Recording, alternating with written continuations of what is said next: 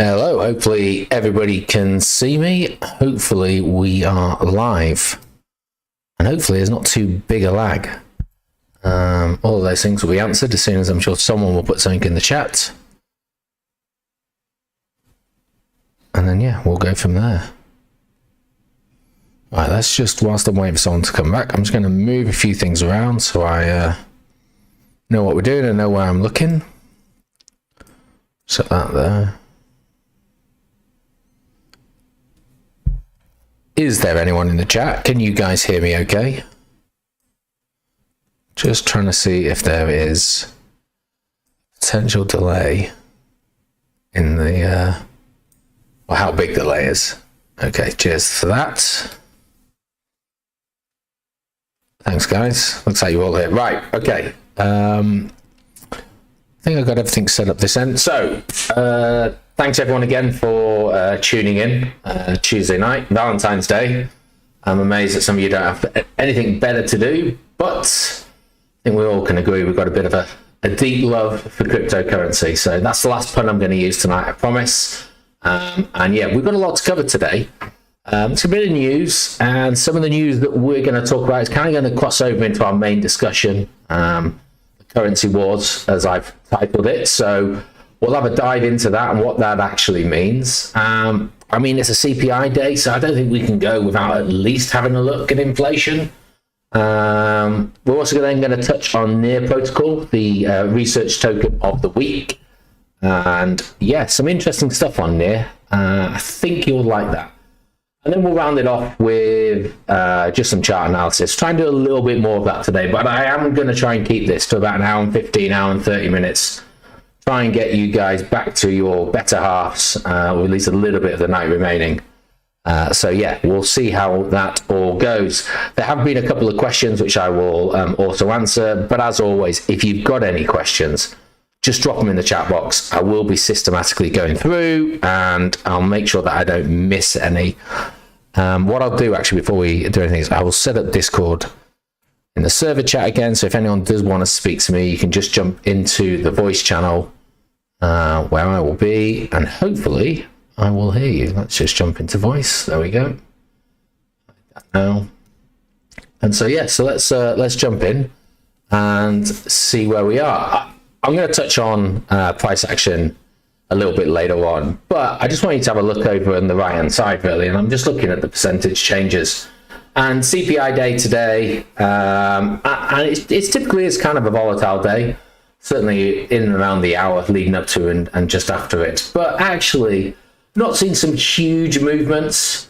Dixie's down ever so slightly from its opening. S&P is ever so slightly up. Bitcoin's moving about 2%. And I mean, we've only got Ethereum on this one because it's my traditional watch list, but that's up nearly 40%. So a fairly decent move there, but not a massive move, which perhaps gives us a bit of an indication of what the CPI data was. And for me, it's a bit meh, but we'll go into that a little bit later on. I'm going to skip over the question section just because I will come back to them both later. They're a bit more relevant for a bit later on, and we'll dive straight into the news. There's been a lot that's happened this week, and I've kind of just boiled it down to just a couple of articles because I think there's two things that have happened that kind of overshadow everything else. And unfortunately, both of them involve the SEC in one form or another. The first one that came out towards the end of last week was Kraken were effectively told by the SEC that they were no longer allowed to offer staking services to their US clientele, and that they had to stop doing that. Bit surprising in that Kraken just accepted that. They've paid, as you can see in this article here, $30 million fine settlement, and they have ceased all staking for US customers. That doesn't actually affect customers anywhere else in the world, but it does in the US. There is one exception to that, and that is anyone on Kraken that has staked Ethereum will have effectively until next month. And when the Shanghai hard fork goes live, they will then be unstaked, and that will cease all staking operations in for Kraken. Now, it was interesting because there wasn't much of a fight there, and the camp was kind of split two ways in terms of people were, Kraken should have been aware of this. They've been around since 2013, and if anyone was going to be trying to align themselves with sort of SEC guidance, they could have been there. But others felt that, they didn't actually put up a fight, and they never really tried to, go down the line of, how is it that we come under your jurisdiction? What is it that we've particularly broken? Are you saying that this is a security? And if so, how are you defining that security? And so, I don't know the percentage breakdown of Kraken, and maybe Kraken just thought the US side of our staking services is relatively small and we'll keep the other side of it. I don't necessarily know, but it was interesting that, the news came out and right hot on the tails of that, the settlement agreement was announced, and Kraken made the statement to say that they were ceasing staking services. So I'll link the article in Discord for you to have a read. This is one of many that sort of came out in and around those times, but definitely worth a read. What was interesting straight after that is Gary Gensler, who, if you're not aware of who he is, he doesn't actually look like this photo. He looks similar, but not quite. He's the chairman of the SEC. He then came out to effectively call on all crypto firms to just start to toe the line, to, as he put, come in and follow the law, because they're coming for us. Is what he's saying. He goes on to say that there's often comparisons between crypto and gambling industries, and actually he's saying that the gambling industries have toed the line with the SEC for a numerous amount of years now, and it's about time that cryptocurrency firms came under the remit of this, started to move in line with the SEC requirements for the protection of their customers. Now, it's a bit cheeky of him to do that, bearing in mind that we don't really have any clear regulation on what we're doing. The biggest case at the moment, the Ripple case, on whether or not that constitutes a security, is still not being settled. And obviously the ramifications of however that comes out is going to effectively lay the foundations. So in my opinion, I don't see people necessarily rushing to fall in line with the SEC. Now, that might change because other news articles we're going to cover in a moment. It does look like the SEC is actually out for blood, and this feels like this is the time in which they are going to try and stir this up as much as possible. And so maybe people will think, well, you know what, it's best we do come in, and fair enough. But as we go on to have a look here, he's effectively saying this is, the first shot across the bow. We've gone after Kraken, but there are others there. And what's interesting is other large exchanges, such as Coinbase, although they haven't been targeted yet, they've already come out and very clearly stated it's their belief that their staking services is not deemed as a security. They've criticized the SEC regulatory approach. And it should be said that people within the SEC, I can't remember the lady's name, have also come out and sort of defended the cryptocurrency staking services. So there seems to be some discontent here. But where Kraken failed to put up any fight, it appears that Coinbase is, at least initially, trying to suggest that they are not going to go quietly should they become the next target or a target of the SEC. So yeah, that was sort of an interesting few days, really, in the market. In terms of, we used to use Kraken, quite a lot for staking, but obviously the majority of us are based outside the United States. And when the first statement came out, it was kind of unsure as to if they were just shutting it down completely or just to the US. But I can confirm it is just within the US. I don't personally have anything staked on Kraken at the moment. And I'm not saying that I necessarily wouldn't go back there. Obviously, it's open to myself. Okay, I'm not really going to go through this article line by line either. I will just link it. Just trying to see. Yeah, sorry, there was a quote in here from Mr. Gensler, because what he did is he went on TV straight afterwards, and he famously quoted, "Not your keys, not your crypto," and stuff like that. But he said other platforms should take notice of this and come and seek to come into compliance, do the proper disclosure, registrations, and the like. Effectively, if you don't, we're going to come after you. Right. For those of you, I just saw this one today, I thought I'd put it up there. For those of you that are struggling on what to do for Valentine's Day, I saw this as an interesting article. 9 gifts, crypto gifts for your Valentine's Day date. So a cryptocurrency gift card if any of you are still scratching for any ideas. Some virtual real estate. I mean, who wouldn't like to own a lovely island or piece of land in Decentraland or Sandbox or another? There's some fantastic NFT artworks out there, which I'm sure you would take hours of enjoyment in explaining why you paid God knows how much for a monkey that looks like its face is melting. A hardware wallet, if you're trying to get them into there. DeFi generating token. I'm not even too sure that that's... okay. The gift of passive income. Okay, that's what they're going through. Metaverse concerts. There, you know, I know that Snoop Dogg has done a few of those. There's even talk of Ozzy Osbourne looking into this because he had a quad bike accident a few years ago. He's just unable to do his world tour because he just can't travel. He's in too much pain. So he was actually looking at doing metaverse concerts. So maybe there is something there. Crypto themed products, t-shirts, hats, all that kind of stuff, or good old crypto book. I'm sure Cyan will be desperate for the 30p royalties he gets every time someone buys one of his books. So maybe you can have a look at something like that. But yeah, and then a crypto themed movie. I've never seen it, but there is actually a film called Crypto.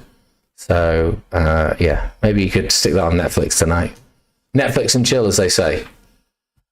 Okay, moving on to sort of the main story from the news over the last couple of days, but also sort of the main part of what we're going to be chatting about today. And that is Paxos. Paxos Global, I mean, when this article came out, reportedly ordered to stop issuing Binance USD. Habib's crypto movie is terrible. Okay, well, I'll scrub that one off the list. So it's confirmed now. So the New York Department of Financial Services, the NYDFS, have ordered Paxos Trust, Paxos Global, to stop minting Binance USD. Now, for those of you that aren't aware, Binance USD, I'm sure you're aware, it is a stablecoin which carries the name of Binance, the world's largest crypto exchange. However, it's not actually made by or minted by Binance. That is passed over to a company called Paxos Global. They make several stable coins. They also make a stable gold equivalent, and they do other things within the crypto currency framework. Just go onto Paxos website before I go back over to that news article. But what's important about these is this is a company that is genuinely fully regulated by the New York State Department of Financial Services. So they are a completely regulated company, which is important when we go on to talk about FUD and a few other things a little bit later on. It's argued that New York's probably one of the most regulated places in the world. It's certainly probably one of the most regulated states in the United States. So it's fair to say that when they say it is backed dollar for dollar, they will probably have had to do some very strenuous and restrictive audits to prove that that is the case. And I've not had the time to delve into and try and find any of that information. I've just gone on the fact that they are regulated by the New York Department of Financial Services, and that would have been a requirement for them. And the kind of the proofs in the pudding, all the way through last year, we rarely saw the stable coin dip below $1. And if it did, it was 99.998 or something like that. So it has had a very strong backing for pretty much the entire of its time in the market, which started in 2019. There was a bit of a dip in the beginning of 2020. I think that was more related to the old pandemic drop. So yeah, BUSD, a lot of people won't be aware, actually has nothing to do with Binance. It just carries their name. So everything we're about to talk to now effectively is not Binance FUD. It's got nothing necessarily to do with Binance, although there may be some implications that we'll go on to discuss a little bit later on. But yeah, Paxos is probably a company you've never heard of until this week. But actually they produce some of the biggest stable coins out there. And I don't know if I can see it on this page. So they do USDP and BUSD. And then where is, someone's going to tell me before I get to it.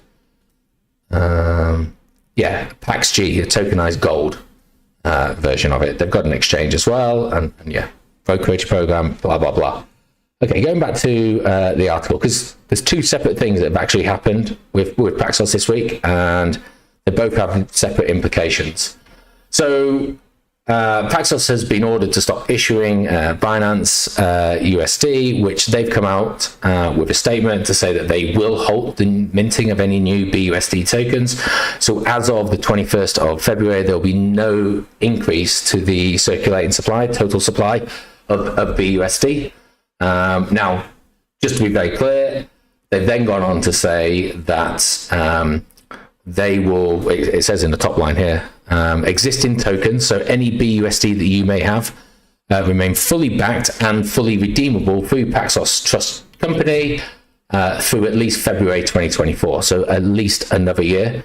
So just going back to, is BUSD about to implode because there's nothing behind it? I'm fairly certain, try not to give a percentage to that, but with a relatively high certainty and trusting the fact that they are regulated through the New York Finance or Department of Financial Services, that there must be proof that actually they have the funds to cover those, and it is backed, as it says here, over a 1-to-1 US denomination reserve. So anyone that particularly has BUSD, unless the narrative shifts within the next year, you should be able to redeem those or spend those predominantly on Binance, because that's I think where 90% of all BUSD is currently held. So yeah, you can certainly have a look to doing that. I know Simon's moved his away, and that's absolutely fine, and we'll talk about other options that are a little bit later on. But yeah, so that's what Paxos have come out and said in terms of what they are doing next. This article effectively just goes on to summarize what we just talked about there. We'll actually provide it with a bit more detail. BUSD will remain fully supported by Paxos and redeemable to onboarding customers through at least February 2024, says Paxos. New and existing Paxos customers will be able to redeem their funds in US dollars or convert their BUSD to Pax dollar, which is a USDP, a regulated US dollar-backed stablecoin also issued by Paxos Trust. So there, and I haven't yet seen anything in what I've sort of come across or watched or listened to that's given a very clear reason as to why the NYDFS has decided that they need to stop doing that. But that's what they've asked them to do. So that's point number one. CZ obviously was pretty quick to sort of comment on this. So early hours of yesterday morning, he's produced a bit of a thread, which I will read through just because people probably still have BUSD, and I just want to try and calm as many nerves initially as I can. So BUSD, a thread. In summary, BUSD is issued and redeemed by Paxos, and funds are safe, effectively. Down on tweet number 2, we were informed by Paxos that they have been directed to cease minting new BUSD by the New York Department of Financial Services. Paxos is regulated by NYDFS. BUSD is a stablecoin wholly owned and managed by Paxos. Effectively, the name is just licensed to them. As a result, BUSD market cap will only decrease over time. So we've got effectively 7 days, but he's got to try and choose his characters. So from the 21st, that will be the case. Paxos will continue to service the product and manage redemptions as they have done in the past, which most of you will probably have never experienced because you just use it as a currency on Binance. It's not like you go and try and swap it $1 for $1 through Paxos. But anyway, Paxos also assures that the funds are safe and fully covered by reserves in their bank, with the reserves audited many times by various audit firms already. Moving on to number 5. So this is the second point that he addresses. So we're going to jump the gun a little bit here. On the alleged SEC versus Paxos lawsuit, I have no information about it other than the public news articles. So again, even the chairman or the CEO of Binance, they've got nothing to do with Paxos. He's not getting drip-fed in the information. He's not named in this potential lawsuit. The lawsuit is between the US SEC and Paxos. I'm not an expert on US law, but personally I agree with Miles's logic here. Not that that means much, and he just effectively says, how is a stablecoin passing the Howey test, which is something that I asked because the third point of the Howey test is with the expectation of profit. Yes, stablecoins do fluctuate, but nobody enters into a stablecoin thinking they're going to bank those dollars when it loses it or gains it. Yeah, loses the peg, preferably upwards. So he goes on to say, if BUSD is ruled as a security by the courts, it will have profound impact on how the crypto industry will develop or not develop in the jurisdictions where it is ruled as such. So the United States is still pretty much the biggest market for cryptocurrency. So if stablecoins are deemed as a security, yeah, I think there's going to be some interesting short-term ramifications for that. I think that's the on-the-fence way to address that. Binance will continue to support BUSD for the foreseeable future. We do foresee users migrating to other stablecoins over time, and we will make product adjustments accordingly, e.g. move away from using BUSD as the main pair for trading. So that's actually quite an important point there. A few months ago, they made a big song and dance, so they got rid of a lot of tokens off their platform. So they got rid of USDC and TUSD, and there was another one, I can't remember what it was, and they basically just, if you held those, they just got converted into BUSD. You didn't have a say in the matter. Now we're he's already alluding to the fact, well, we've only got probably 12 months left of this token, and so we're just going to move with how the market sees it, and if people stop trading with it, we're just going to reduce our exposure to BUSD. How they do that, I can only speculate. I honestly don't know, but we'll have to just sort of see where that goes. But we'll go into market shares at the moment. But BUSD has an awful lot. I mean, look on. No, I'll come into it later. So that's got to go somewhere. And this is potentially where the currency wars may break out. And then it just goes on, final one. Given the ongoing regulatory uncertainty in certain markets, we'll be reviewing other projects in those jurisdictions to ensure our users are insulated from any undue harm. I don't necessarily know what he's getting at there. Maybe they're having a look at how BNB it may work over there. Let's just have a look. The stream bitrate is lower than the recommended bitrate. Okay, so guys, just let me know if it starts breaking up, and I might have to change some of that. Right. So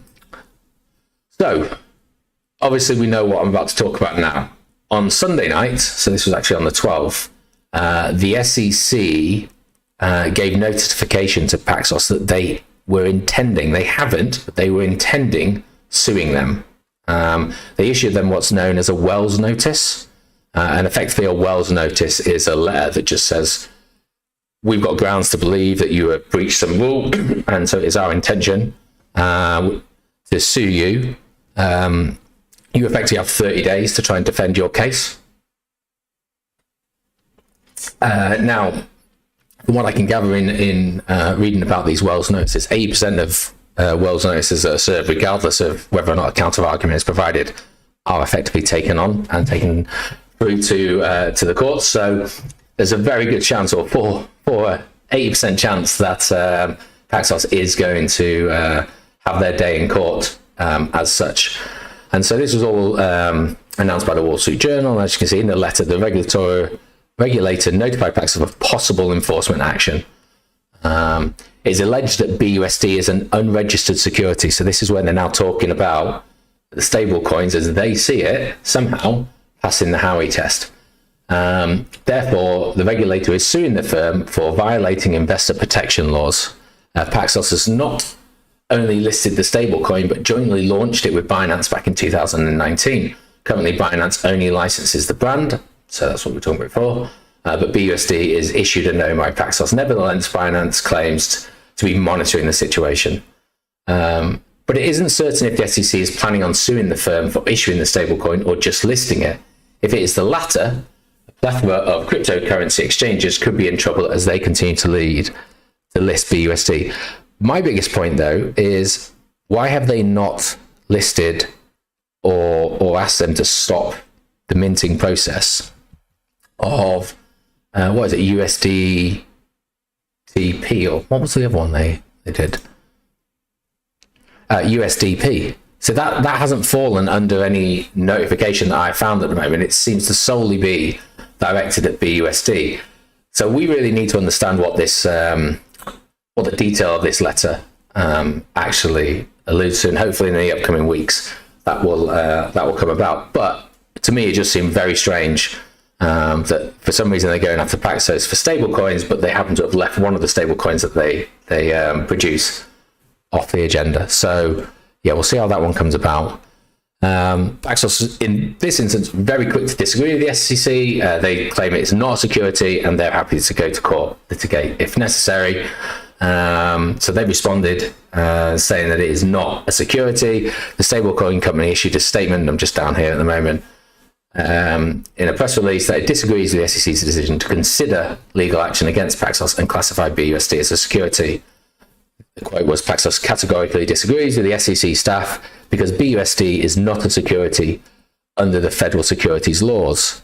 The SEC Wells notice pertains only to BUSD. To be clear, there are unequivocally no other allegations against Paxos. Paxos has always prioritized the safety of its customers' assets. BUSD issued by Paxos has always been backed one-to-one with US dollar denominated reserves, fully segregated and held in bankruptcy remote accounts. So they, obviously it's some pretty strong words that they're coming back in. We will engage with the SEC staff on this issue and are prepared to vigorously litigate if necessary. So it looks like, we'll see the 30 days time out almost, and then we'll see where that goes. So, second week in March, we'll see where that turns out. Now, this is where some of the interesting things are coming about, and there's a lot of hearsay potentially in the next bits. But we talk about currency wars. It has been alleged, Bloomberg have alleged, that it was Circle. So Circle provide USDC. Obviously, USDC was delisted from Binance a few months ago. Everyone get your tinfoil hats on.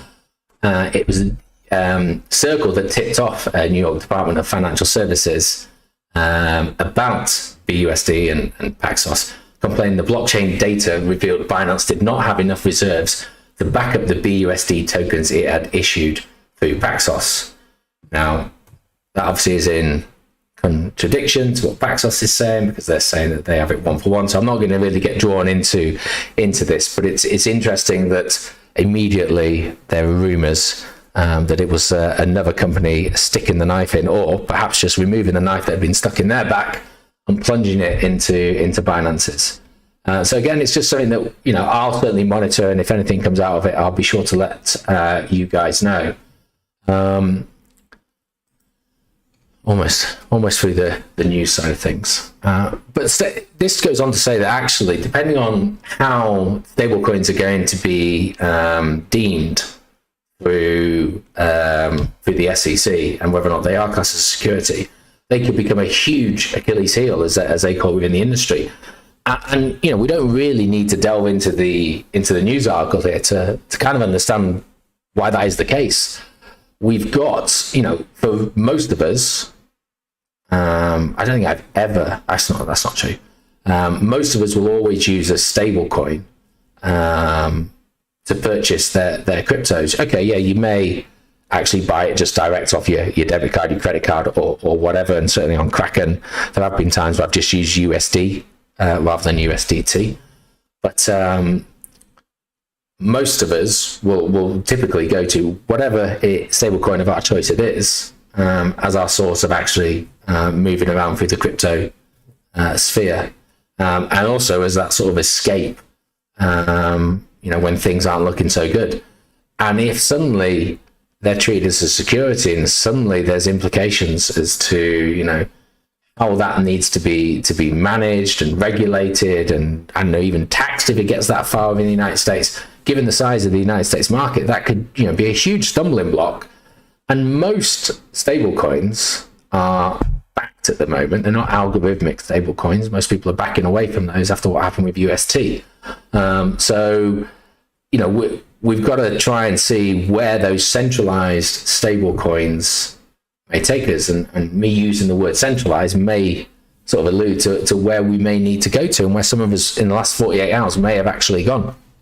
And maybe it is going to be a rise in decentralized stablecoins that are going to eat into the market share of stablecoins, because although it can be a little more confusing for people to sort of get their head around decentralized stablecoins, once you've understood it or got a little glimpse of understanding of it, and you realize that it's still a dollar. It's still minted in a relatively same way. It's just how it's minted. Sorry, not how it's minted, how it's backed. Then I think people will happily go to that. The other issue that we have is just a lot of exchanges, don't have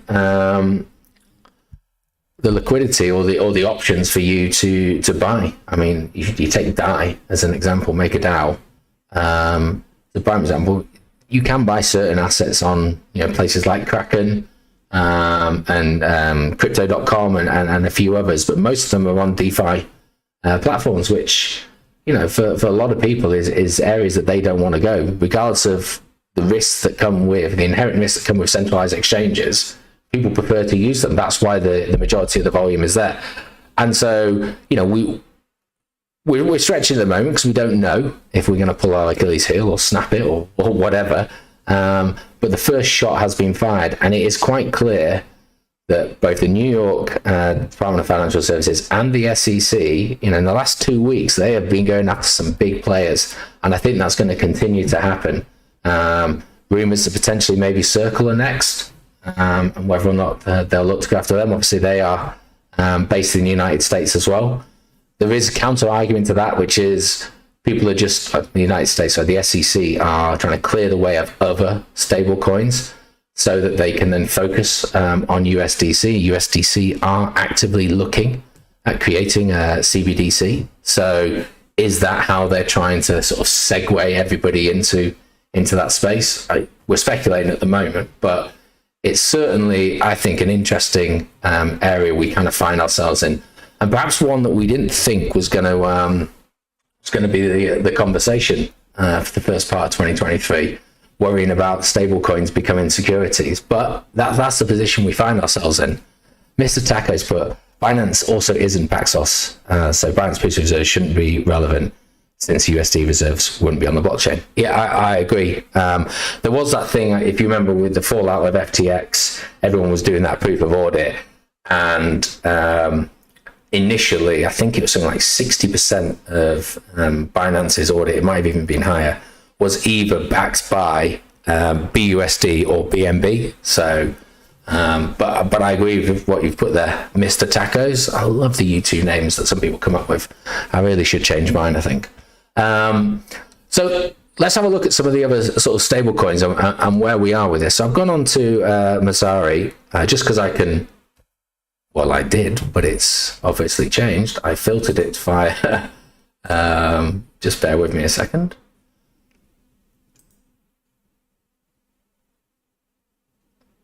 Stablecoin. All right. Let's just flip it the other way, shall we? Okay, so we've kind of got the top 16 stablecoins that are currently available to us at the moment. So let's have a look at them. So we've got Tether. Well, Tether threads have been going on since the dawn of cryptocurrency. Well, maybe not that far, but so I'm still quite heavily into Tether, but I know that's not potentially a place that people like to put themselves in, and that's absolutely fine. So we're kind of ruling out Tether. USDC, well, if you want to use Binance, you can't use USDC, so that already is one problem against it. Plus, is it the next one on the chopping block? We're not necessarily sure. We've already talked about what's happening with BUSD, and so actually we get down to DAI, MakerDAO, which is the fourth largest market cap for stable coins. It has about $5 billion market cap, so about a third of the size of Binance USD. So I know Simon suggested that that's sort of where he's having a look at, and he's also having a look at, I think, True USD as well. But actually, DAI does seem like a relatively sensible place for us to potentially move stables, if you still want to stay in stables for a particular length of time. Just what you got to think about there is just you holding it in DAI, but the chances are that when you go to purchase something, you're just going to have to go through another step to convert it from DAI, probably on a decentralized exchange like Trader Joe, to either Tether or USDC, and then move that across to whichever exchange you want to then do your purchase from. Just because the amount of products that are available. Sorry, someone was ringing me then. Against DAI that are available, there's just not enough of them. But, you know, is it safe to move into DAI? That's you know, what everyone's kind of thinking next. And I did a little digging, a little research. I had to ask someone for a bit of help. But what we can see here is DAIstats.com. So let me just refresh it. Just a few minutes ago. And what I want to know is, how is DAI backed? Now, how is it collateralized? Is it over collateralized? Is it under collateralized? You know, where is it and how safe am I going to be? I am not going to spend any time really delving into this one because I've only looked at this 15 minutes ago. But two, I just don't want to tie myself up in knots. So we're going to stay just on the overview, just to try and give a feeling of hopefully security or comfort. So total DAI circulating at the moment is 5.2 billion, which we know that's roughly right. It's 5.1 there. So it's pretty close to what we're recording here. There's probably is going to be, it's only a reported market cap. So that looks good so far. But how much is actually being locked up? Well, the total amount that's being locked up is 8.2 billion. We can see what the collateralization of that is in terms of this pie chart here. So there's a lot of USDC, Ethereum as well. It says others, and I'm not sure what Gunir 3, DAI, USDC, you know, these are just names of pots. But the collateralization rate is nearly 160%. So there is more funds backing what is actually out in circulation. So that's a positive thing. Granted that some of these are obviously cryptocurrencies, so their price will fluctuate. But the fact that we've already got nearly 60% over 100%, it gives us that room forever should the markets, you know, start to move in a way that is not going to help us. So at first glance, at least, that looks like a positive place to move that. So that's something that you could definitely consider in terms of where you want to go, what you want to do with it. We look at some of the other options that are available to us. I mean, there's not ones that, you know, good old Terra, obviously, it's going to make its comeback at some stage. But there's not ones that are particularly well known after that. You know, True USD, yeah, Pax Dollar, Gemini. So not a huge amount. You know, I'll tell you where I stand with it. I'm still in BUSD, I'm still in Tether, and I'm still in United States dollars, just USD. Will I move a little bit maybe Binance USD to DAI? I probably will. I'm not sure how quickly I'll do it. I've been moving back into the market, so I've been quite happily just spending my BUSD for the last couple of days. And yeah, so that's sort of where I sit with it. In terms of percentage wise, you know, at the moment it's pretty much 30-30-30. Well, that doesn't make 100%, but that's because some of it's tied up in orders. We'll use it that way. So yeah, basically just split it three ways, and that works for me. I'm not necessarily in a rush. I don't think the FUD is there yet. However, you know, in 30 days time, whenever that notice lapses and they actually serve it, that might be a time in which there's a rush for it. So maybe I'm just going to start to just, you know, de-risk myself and either buy cryptos with that solely and save the rest, or just move stuff across to DAI. Habib's, but Binance will let you deposit DAI and swap it for other stables at the moment. There you go. So good to know there. Actually, though, DAI actually does present an opportunity for another token for us to potentially consider. We're talking about this market share. So DAI, MakerDAO, but there is a token called Maker. Let's see where it all comes from. And I mean, I'll look into this a bit more this week, but I'm wondering if DAI manages to eat a lot of that stablecoin market cap. I can't do the maths of how much it is, but there's probably 125 billion dollars worth of stablecoins. So, you know, DAI is probably around about 3 or 4% at the moment. If that can start getting up to, you know, 10%, there's a good chance actually that will have a positive impact on Maker as well. And Maker, you know, at $750, down from 6,000 at all-time highs, or 5,800. It's still got room to go up to the upside. Plus, it may get a, you know, positive shunt from people moving across to DAI as well. So for me, that's something that I'm going to look at. I haven't bought any yet. I only thought of it today. So, you know, don't everyone go rushing in just yet off the back of that. But it's something that I am going to look into and see whether or not there is an opportunity there. Aave are launching a stablecoin too. Okay, I don't know what it is. Do you know what it's called? Bijan. But yeah, I mean, I don't know what everyone else's thoughts are on where we currently sit with the stable coins. You know, we just, a lack of trust. I mean, it did start with UST, you know, almost a year ago now. Never really recovered from that. And then, you know, with the fund that's always been with Tether, and now with potentially BUSD, what BUSD will be stopping in a year's time. But, you know, there's definitely, and there's $15 billion worth of market share that, you know, in the next 12 months needs to be eaten by something. My opinion is Tether and Circle will probably take a lot of that. But it doesn't mean that the likes of DAI can't benefit from it. But also, you know, people's views on, you know, what the SEC and other regulatory bodies seem to be doing. It seems to be very aggressive at the moment, as if they've almost got this carte blanche. You know, we've had enough of 2022 and all of the horror stories that have come through that. It's our time to actually start putting our boots to some necks. And I just do get the feeling that, you know, next week we'll be having another story with another relatively big either exchange or organization within the cryptocurrency world. And once again, I mean, we're not talking about price just yet, but, you know, this kind of news last year probably would have shook the market. But it didn't really do too much damage to it. Yes, we were already in a little bit of a downward trajectory anyway over the last week or so from Binance's position. But yeah, so I suppose that's all I've really got to say about that. I'll just have a look.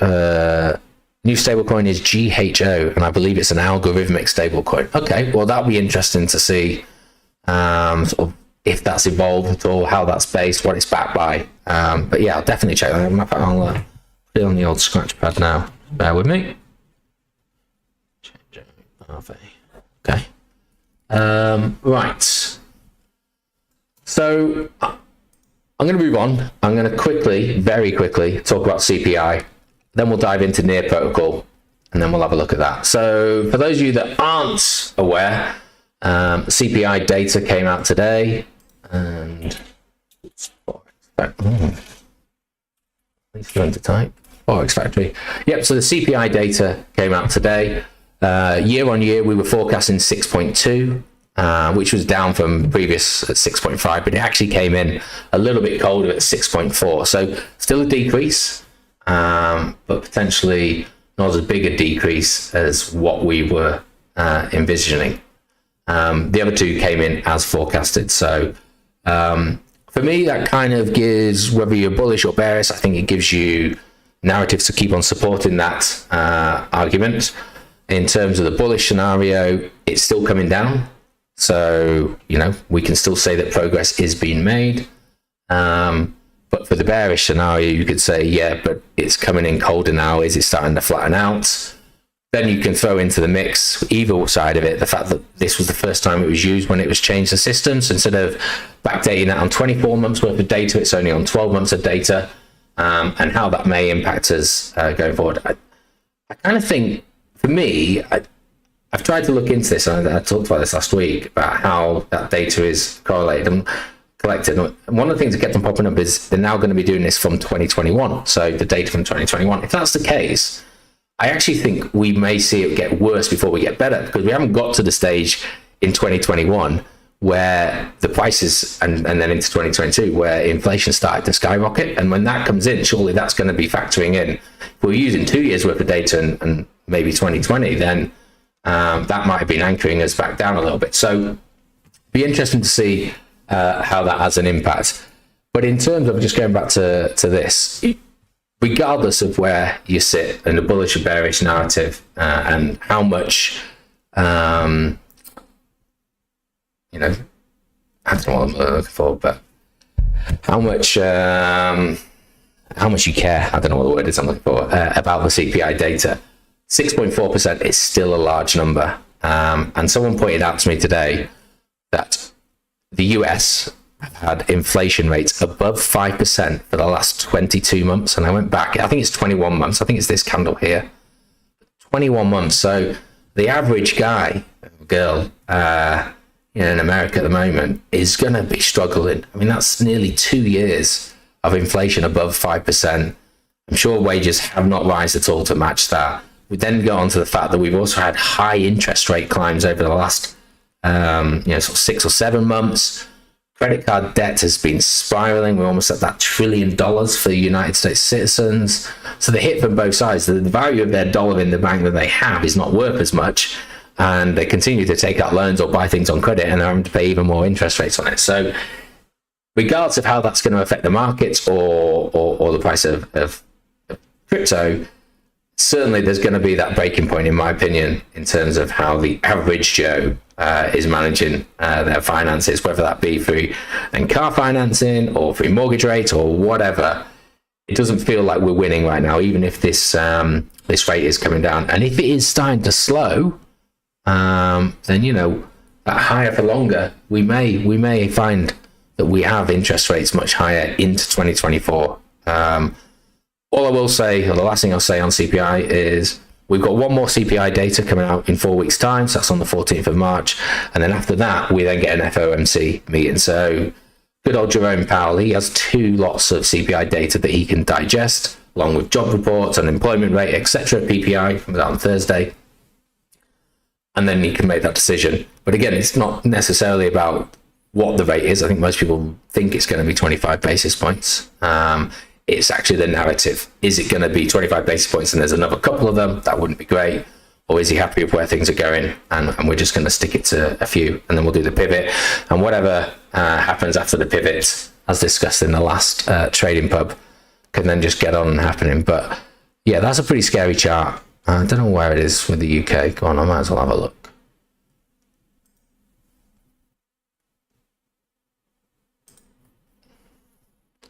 Let's just put this on a 5-year chart. So we've had it, 5% is probably there. So we've climbed faster and we've not fallen as quickly. So we've probably had it for about 16 to 18 months above 5%, which isn't great. But yeah, we are not falling like the rest are. A few things popping up here. Short-term bullishness on eggs and concentrated orange juice, absolutely. Both at all-time highs this month. There we go. I mean, eggs, that doesn't surprise me. There's a shortage of those. But yeah, I'm sure the black market is... well, now we're just going off on a right random tangent. Okay, so that's really all I've got to say about inflation. For anyone that watched the markets on the 5-minute time frame, it was pretty crazy. Dropping down to, I think it's about 21,400, and now I don't know where it stands. Probably about 22,400. So it's had an $8,000 to $1,000 shift today, which is 21,500 to 21,350. Okay, it's about 850. Right, okay. Next I want to have a chat about is Near Protocol. Let me just get the rest of this up. As always, I have done some notes. If you see me looking over to the left, it's just because I'm reading from my notes. But I will produce the notes once I've tidied them up afterwards. Okay. Oh no, I've lost the chat box. Bear with me. There we go. And then put the notes on top. That's better. Okay, so it was Bijan suggested we have a look at Near Protocol. And I think it's a great shout because I think it's a really interesting project and an ecosystem that goes with that. And yeah, I think it's well worth talking. It's been on my medium-term holds for probably about 6 or 7 months now.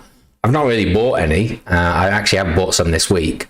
but it was one that I was always going to add to. And after doing this research, I just thought now's a great time to start getting into it. So I have done. But what is a near protocol, and why did I add it to my list? And I don't know if Bijan knows much about it. Don't worry, Bijan, I'm not going to ask you to comment on it. But simply put, near protocol is a layer one sharded proof of stake blockchain. So it's built with scalability, with low transaction fees, with usability all in mind. Now that sounds like everything you've ever heard in terms of layer one blockchains, and why should this one be any different, or why is this one gonna stand out above the rest? And yeah, I completely understand your point there, because a lot of them are proof of stake, and a lot of them allow for, well, they all allow for projects to be built off the back of them. So why necessarily does near stand out? Well, we'll try and go through some of the things. What I will say, and I'll go over this again, near protocol, near foundation as well, there's a few terms, and near foundation runs the blockchain side of things. They have put out an awful lot of information. Their white paper is very detailed. I'm going to talk to you things about Doomslug and Nightshade and all these other terms, which they lay out in incredible detail about what they are. And I'll be honest, it was kind of hard for me to understand it. So it is complicated, but I personally don't necessarily need to fully understand how the Nightshade sharding mechanism works and how they break it down into chunks, and each chunk can be, to me, that doesn't necessarily matter. But what they're doing with this and how they're bringing in these extra protocols to run it is, again, it is building on the speed and the scalability of the blockchain, and also keeping those transaction fees super low.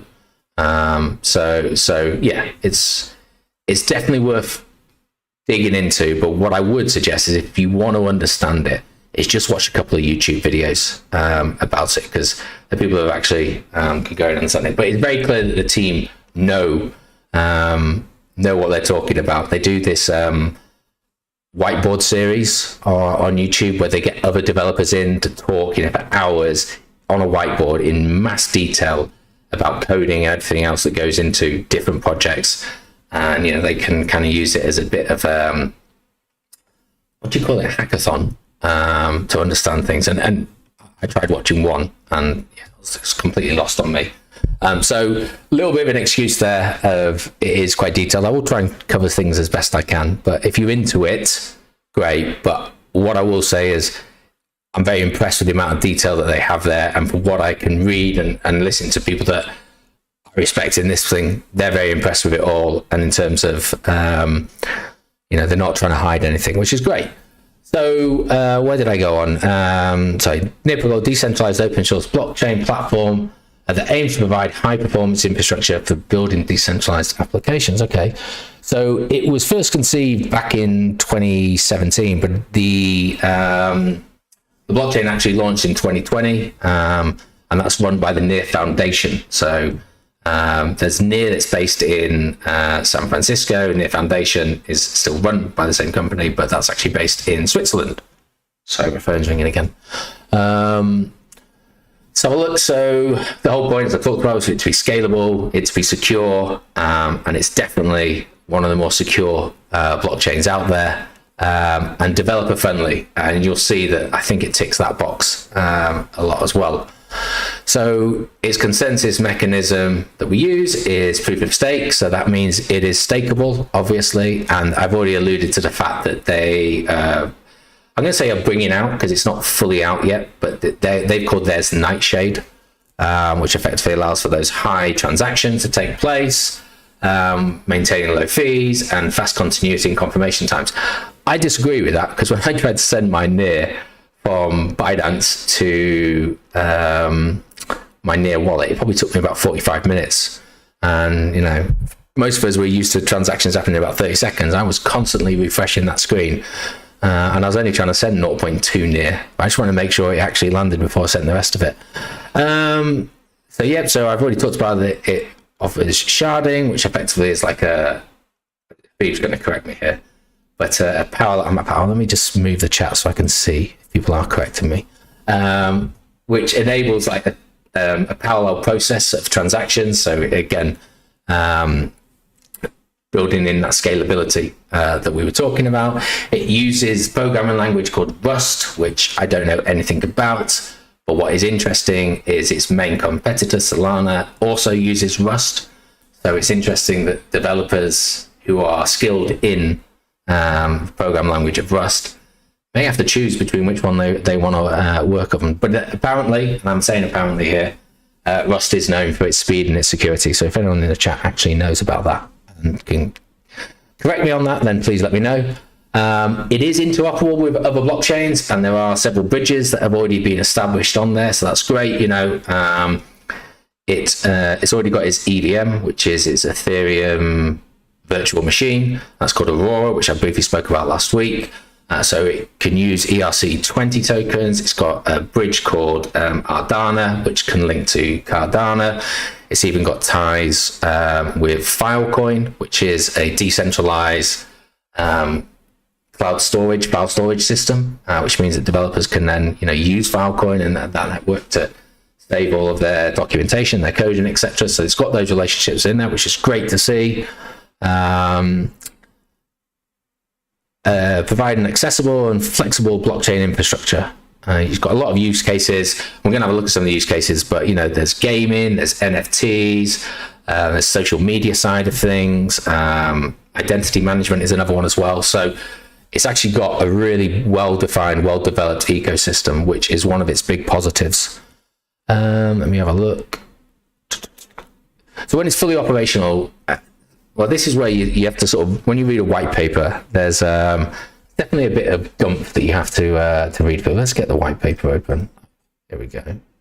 That's not what I was looking for. That one here, was it this one? No. You see what I mean? Some of this stuff is very complicated. This is all about nightshade. I am not going to go through quadratic sharding with you, or state sharding, but it's all there with lovely little diagrams, etc. As to how it does it. So if that's the kind of thing that floats your boat, then please go through. I just couldn't. I set everything up in an order I want to talk about, and then I've immediately decided I want to do something completely different. And so I'm now trying to find where I put the white paper. This is the white paper. It's not what I was looking for, though. Okay, it doesn't matter. I'll find it when we go on to talk about it. But what they claim is that how they use Nightshade, did I call it? Yeah, Nightshade. And then how that uses its sharding technology, running everything in parallel. In theory, and what they boast is it has unlimited transaction per second, which is a bit of a push. It depends on how many blocks and nodes you're running, blah, blah, blah.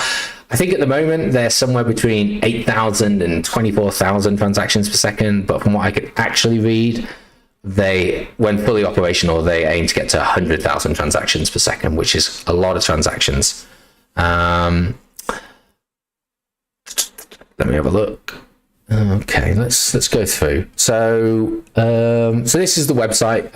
It's near.org. Obviously there's loads of different things you can click through. The wallet is based in here as well, but there are loads of other wallets if you want to use it. I'm going to go on to the ecosystem a little bit later on. Fairly simple website to navigate through. An awful lot of information is here, which is again great to see. Low cost, high speed, effortless scale. So 24 million accounts. Transaction fees are less than a cent. Sure. Try to keep it as, and there's about 450,000 transactions daily, which is pretty impressive. It claims it's climate neutral. I didn't even bother to check it because I normally take that kind of stuff with a pinch of salt. However, if it is what they say it is, and then you're talking about institutional investment later on, and they're going to be looking at ticking certain boxes, this certainly would be catering for that if they can back up what they've said, which I didn't check. We're going to go into the ecosystem a little bit later on. I think that's probably it from its main page. We go into the ecosystem. Now this is where it gets impressive, and really impressive. So the ecosystem currently has 144 curated projects building on either near Aurora or Octopus ecosystems. Now, as I understand it, 750 of those are actually live. and going. So when we talk about a layer one protocol, this thing has projects. Okay, so those 450,000 transactions, you got to remember that these projects have to use near to pay for transactions, etc. It's being used, and then we look at some of the sectors it's in: DeFi, NFT, gaming, the Aura. And you can just click on this. So we'll just go into NFT. It's barely user friendly, which is a good selling point, because they're not always the case. I don't pretend to know hardly any of these, but we can already see in the NFT section side of things. We can just scroll down. There's all of these. You can, I don't know what endemic is. Click on it, find out about it all, and go from there. So it's impressive to see that there's so much development being done on this, which is great to see in terms of just building this out, and I'll get to why I think that's a bit of a benefit later on. Let me just, that's fine, just didn't open up. Let me just close that one, and then you got the Aura system we talked about, and Octopus as well, and then DeFi side of things, Refine is probably the biggest name we can see there. I have heard of Sweat Economy, which is a bit like what's that walking one? I can't remember what it was now, but pay to walk or whatever it is, type thing. Whoa, there's been a Bijan's gone crazy in the chat. Let's just catch up with these. Short-term bullish on eggs, both hit all-time highs. I read that one. Are you as long-term bearish on real estate as Simon is? I don't really have an opinion necessarily on it, other than the fact of as interest rates climb, those on flexible variable mortgages, flexible mortgages, whatever you want to call them, are going to be in pain. Same with credit cards. It's just the interest rates are going up. So putting that in the chart necessarily and all that kind of stuff, I don't really follow that. Don't believe this was ever on Simon's radar, but I think last February, Avenger Hamley said he was putting it in his portfolio. Are we talking about near here or Maker? But yeah, it's great. Seen some billboards and adverts for near in San Francisco and Dubai. Well, San Francisco makes sense because they are based out of there. Haven't talked about the team yet, but one of the founders is a developer from Google and the other one's from Microsoft. So Market Mobster, he's big on near. So yeah, and perfect. Right, okay, caught up with that. So just going back to some of these bridges and everything else, that Rainbow Bridge is a. I'm on the wrong page. Where am I at? I'm gutted that let me try and find. It didn't matter. Nightshade. So I don't know if any of you heard of Consensus, which is a company that develops a lot of stuff on the Ethereum network. And what they've been able to do with the relationship and the partnership that they've had with Aurora is just sort of bring that, I was going to say bridge, but of course it is through the Rainbow Bridge, but bridging these two ecosystems together. And one of the biggest things that they've been able to develop from that has been your MetaMask wallet for Aurora near protocol, which MetaMask is the biggest hot wallet. What do you call them? Why have my words just failed me today? Extension. Thank you, browser extensions that we have. So the fact that they were able to bring that in, so it's not the only thing that they've done, but it's just makes that user experience a lot more seamless. I'll be able to do that. I've lost my notes now. So we talked about the I talked about Ardana, Dragonfly Capital. I didn't bother bringing up their website. You're just gonna have to believe me. Feel free to Google them. They're one of the biggest VC firms in the crypto space. They've invested quite heavily in their protocol. I mean, they have in a lot of other things, as you'd expect. But the fact that they have invested in both Near and Aurora shows that they see something there, which is good to see. I've mentioned 1,000 projects and apparently over 125 DAOs. Got over 4,000 developers working on these projects. That doesn't seem right. Where did I get that fact from? But a community of 550,000, that makes sense, but I don't believe the 4,000. That must be a typo. It must be 400. 4,000 developers seems like a lot. I'll double check that. Okay, tokenomics. We'll go into tokenomics because I think we kind of talked about that there. So this is it's on CoinMarketCap. CoinMarketCap and CoinGecko are actually pretty aligned with this one, as you would expect for a token, which is 34. So it's pretty high up already. But here it is, Near Protocol. Its ticker is NEAR or Near. You've got the website there. Its current price is $2.24. Its all-time high was around about $20 on the 17th of January 2022. And its all-time lows is about 50 cents right when it sort of launched and listed. So it got down as low as about 128, I think. I can't quite get my mouse to it. Sort of back in January.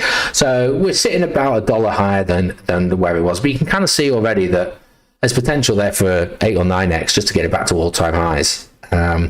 It's got a current market cap of just under $2 billion at 1.9 billion and a fully diluted market cap of 2.2 billion. Now, this is great because its maximum supply is 1 billion tokens, and we've all...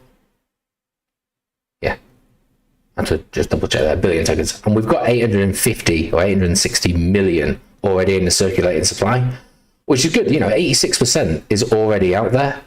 So this is something that I wanted to talk about, and I made some notes there, and I need to go on this one here. So with the tokenomics side of things, you know, one of the things you really want to do whenever you are researching a token is have a look at the vesting schedules. Who's locked up and how long they locked up for, etc., etc., because that's important to know. There's no point getting in on something if the early investors are just about to dump on you. But actually, what we can see, I'm looking at this supply schedule down at the bottom, is all of these early investors locked up, and their lockup period ranged from, I think it was like 6 months to 24 months. But the point is that the 24 months has kind of lapsed now, because it kind of lapsed by about October. And what we can see is this sort of staggered release. You know, these steps is them effectively selling their locked up tokens, releasing them to the market. And then we get to where we currently sit at the moment, which is going to be around about in between January and March. Shame it's not an interactive map. And we can actually see that the vast majority of the unlocks have actually occurred. And what we're really facing now, and I'll go into it a little bit later, is that this is an inflationary token at the moment. And so the price of that will continue to inflate by 5% every year. We'll talk about that a little bit later on. Why am I mentioning this now? Because if the vast majority of early investors have actually got rid of their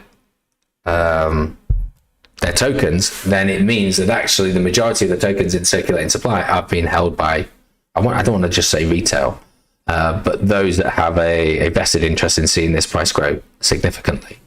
But what's also interesting, it was quite a steep, this is quite an aggressive unlocking schedule. And I think that's probably one of the reasons why, whilst it did perform well in the 2021 bull market, it about 10x'd. However, you look at things like Solana and some other layer 1 protocols, and they did well more than 10x. Great English there, Harry. You know, we're talking 30, 50x. And I think one of the reasons perhaps Near Protocol was held back was just its vesting unlocking schedule was quite aggressive. That might have put people off in the future. The good thing about that now is that's behind us. And so when we get another bite of the cherry, and bearing in mind where this price currently sits, and what we see with potential development of the protocol and the blockchain, actually, it may have a lot further reign or space to stretch its legs and go out. So that's something to just sort of bear in mind as such. Let's have a look at some of the other tokenomics. Trading volume. I mean, so when I wrote this trading volume earlier on today, it was at 87 million. Trading volume now is 140 odd million. Even though it says it's down 7%, but there you go. So just quickly then touching on the inflation tokenomics. Let's just get to where we were with this. So just to be clear, in the white paper, point number 6, inflation. So inflation is a combination of the payouts to validators, so those that manage that and who we stake with, and the protocol treasury minus the collected transaction fees and a few other near burning mechanisms. Like the name auction. Overall, the maximum inflation is 5% per year, which can go down over time as the network gets more uses and more transaction fees are burned. It is possible that inflation becomes negative, total supply decreases if there are enough fees burned. And at the moment, I think it's 70% of the transaction fee is burnt in the mechanism. I don't think it's got to the point where it's deflationary yet, but as those amount of transactions pick up, it could be very easily achieved that we end up with a deflationary token. But the worst case scenario is it's going to be 5% inflation each year. And that's assuming that we don't have any transactions. So that's where it stands, and that's where it could continue to grow. But I do genuinely believe, given the adoption that's taken up on this platform at the moment, that, you know, by the time we get into the back end of the next bull run, I'd like to see that this is, if not breaking down into deflation, it is getting close to break even on that. I've thought about how complicated the white papers and the different sections within the white papers are. This is just a boring read, this white paper. I mean, it's just one long line. It's not even pages. So it's tough to read in terms of where it's going. Its roadmap is fairly dated now, because it was written in 2019 or something like that. It had several funding rounds and it raised a lot of money. In fact, its last funding round was so oversubscribed that it crashed the website the day that it was supposed to be to launch. So they had to put it off by a week just to build it up. So yeah, it's got some popularity behind it, but I think at the moment, for me, it does seem to have been suppressed for whatever reason. Going on to the team, so they seem very experienced, very capable. You can go on to LinkedIn and have a look at them. It's got about 150 employees based out of the San Francisco office, from what I can gather. As I mentioned, I'm going to really struggle with these people's names, so apologies for butchering them. There's a former Google engineer who's one of the founders, Ilya Polysukin, I think. Ooh, bloody hell, I've butchered that one. And a Microsoft developer, Alexander Skidanov, who, as I set this up in 2017, obviously they brought more people along. I'm not going to bother going through each of the positions with you, but they certainly seem all well suited for where they are. In terms of markets that you can buy it on, if you're so interested in doing that, it's all the big ones. So Binance is there, KuCoin is there, Coinbase is there, Crypto.com, Kraken, Bitstamp, Bitfinex, Bybit, OKX, Gate.io, and loads of other ones. I mean, it's just, yeah, kind of endless, really, which is what you expect of a top 50 token. But for me, you know, the fact that it's on Binance, the fact it's on Bybit, the fact it's on Kraken kind of ticks all the boxes I need, really. So that's good to see. Let's have a look where else we're in this. Again, this is just more deep dive into everything else is there. I mean, it's all really good information. I just trying to keep this one short-ish. So this was a interesting, it just came out a couple of days ago. State of near, so just sort of a summary of Q4. So I think it's probably worth just having a look at. Number of daily accounts is an all-time high. The total transactions are up year on year by 50%, which is great, but it's kept transactions fees below 1 cent, which is one of its goals. Transaction fees adjusted based on the network compute and bandwidth, and 70% of them are burnt, while 30% is redistributed. That's fine. TVL is distributed across Aurora and Near. But effectively, you can go on DeFi Llama and have a look at this a little bit better. But effectively, it's about 144 million that's locked up, split about 74 to 70 million. Axia validators are at an all-time high. Phase 1 of night sharding was launched on the mainnet, tripling the network's validator capacity by introducing chunk-only procedures. And that long document that I didn't bother going through explains exactly what chunk-only procedures producers are. As I vaguely remember it, it can understand very quickly whether or not this is just going to be a one-off thing and you just allocate that to itself and give it to someone, or if it's going to be quite a lot of repeat parts that come through. That actually didn't sound like it made any sense to me. Now I've said it again. Phase 2, which is actually the third phase that they're launching, because it was 0, phase 1, phase 2, phase 3. It's for the release end of this year, and they want to take that capacity to 100 shards with no validators tracking all shards. So this is when it starts talking about that infinite potential. Take that with a pinch of salt. We've gone through that. There is an NFT. We've done that bit. Let's just close some of these down as we go. Shard and design. Yeah. Okay. I mean, this is all from the website. So as I say, it's pretty good. We've not even got into the wallet yet. It's just the roadmap. To say it's a little dated, this, so take that one with a pinch of salt.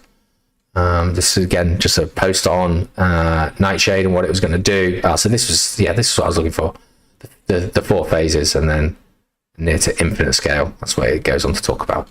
I think it's running behind because that was due to come out in Q4 2022. So one of the things that I always find kind of interesting is mainly because we have debates about, how good is an ecosystem if it doesn't have developers on there? Well, the developer report came out a couple of weeks ago, and it's a pretty lengthy report, which I didn't go through, but I watched a couple of videos on it and seen some papers written about it. And one of the things that kept on cropping up was Near. And I thought, well, we'll just sort of share a couple of those with you. But, the ecosystem with 200 plus full-time developers, Near has grown 22% year on year. And so we're up in this section here. This goes down to, I need to find, I wrote the page numbers down to save myself some time. And I've gone and closed my book on which page it was. There we go, 83. Sorry there. But again, what you want to see is an ecosystem that actually has active developers working on this, and working on page 83. So again, ecosystems with over 300 developers, we're seeing that total amount of developers has increased by 41%. So people really are using this and moving over to that, which is great to see. And when I talked about its competitor and whether or not we were running into problems with Solana, I mean, Solana's got, 2,000 developers down there. So actually that one did increase by how much? 83%. So to be fair to it, it had a better increase last year. I'd be interested to see how that factors out now that we have had the FTX explosion, and whether or not any negative repercussions on the Solana networks come out from that. I never bothered to have a look. Page 103, I'll only do this next one, but there's about another 6 more. But you kind of get the point that just proving that we are getting developers on here, they are wanting to use it and actively develop on this one. Where is so a 20x from last year. So since 2018, they've had a 20x in terms of it's been greater than a 20x full-time developers on there, which again is putting it at one of the top brackets within this section of developers. Obviously there is a higher scale you can get on, so if you're wondering why some of the ones like Ethereum and Polkadot are not there, it's just because they're in a different class. It was an interesting report. I'd never actually heard of this report until it came out, but because I was looking at things like Moonbeam and Polkadot, I just kept on stumbling across Near. I thought, great, it's good to see that it's been built upon. There's plenty of other evidence that suggests that is still the case. Right, what was I going to have a look at? Okay, so concerns. What it's all great. I've talked about all these great things. It's fair to say that this does exactly the same as what Solana does. So its closest competitor is Solana. As I mentioned, they're both written in the same programming code. So there was a question of whether or not they are fighting over those developers. We already know there's more developers on the Solana network, or certainly was at the time this report was written. But I don't know how that has moved across. That being said, it still has a very significantly developed ecosystem. I actually think there's more projects on Near than there are on Solana, though I'll double check that. But Solana, I put some notes here. Solana is super fast, it's cheaper, it is faster, it's got a strong tokenomics model. So Near is a little bit slower, but it's also cheaper, but it is much securer. It didn't have any issues. I know that Solana had some last year, and it's very easy to use. And I'll go back to talk about that in a second. It's still in development. So, things like Nightshade isn't fully released yet. So it's also still got that potential to grow just from actually being 100% operational. So there's more things to come. So yeah, they kind of both have great features. They're both still growing. I don't really have a particular winner over them. I'm kind of just soured by Solana over what's happened over the last few months. So I've moved away from that. Didn't really feature in my portfolio anymore, and that allocation's been taken up by Near. The one thing also to mention is Near does have exposure with FTX, with 3 Hours Capital, and with Alameda Research. They all invested within it. So they all have tokens. We don't know how much. I don't know how much. But at some stage when those bankruptcies get settled, there might be a dumping of that just to pay creditors, etc. So we don't know how much that's going to be and how that might impact, or even when that would happen. But there was exposure to those three. I think the same could be said for Solana, to be fair. But for me, I'll go to the wallet, actually. So one of the things I like about the wallet, I can't do it annoyingly because you actually have to send some tokens to it, and I didn't set myself up for this wallet because it's a brand new wallet. But you can see in the top right hand corner, my wallet address is some random thing. Well, actually, Near allows you to create your own wallet address name. So I called my other one Harry's Bag. .near, that's what it is. And it's that first step I've really seen where we're starting to move away from alphanumeric 16-digit codes that can be quite difficult. The fact they're just trying to make it cleaner. The wallet itself is very simple to use. I can't take you through the staking process because I don't have anything on there. It's very simple to do staking if you want to do that, set up your accounts and all that. So, and this is just the one they have. There's loads of other offshoots of Near wallets, but the fact that it's a hot wallet, I can't protect it annoyingly. If you've got a ledger, you can, but I can't do it with a Trezor.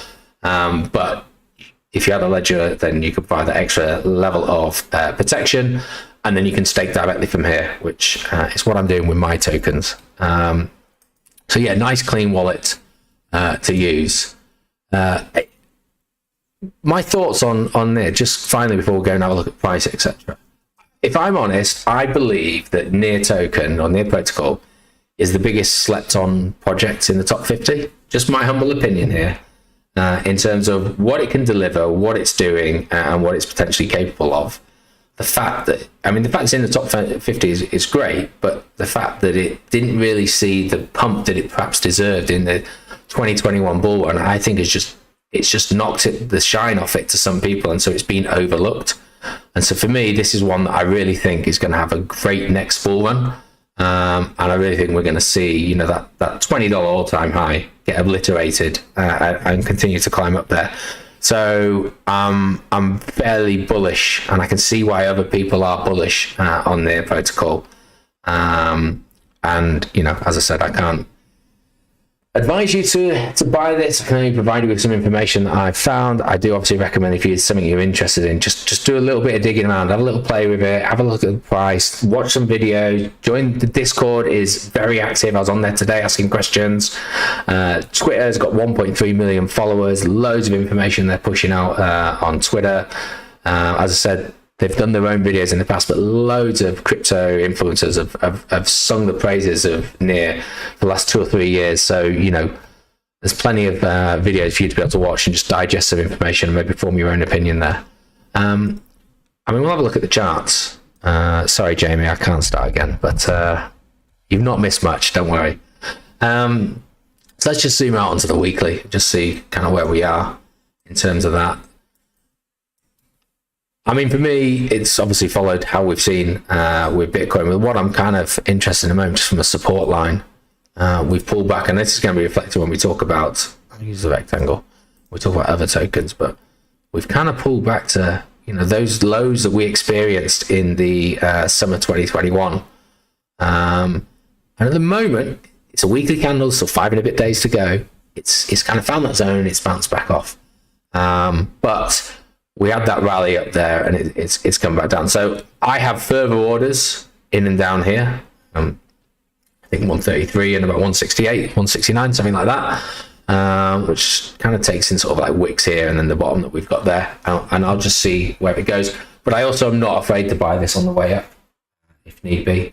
The fact that I was able to get in today at like $2.08, it's a pretty good position for me to get it in there. If we sort of drop down onto kind of the daily time frame, we've had that double bottom, which was obviously what Bitcoin experienced at the back end of last year, and we've rallied back up from that.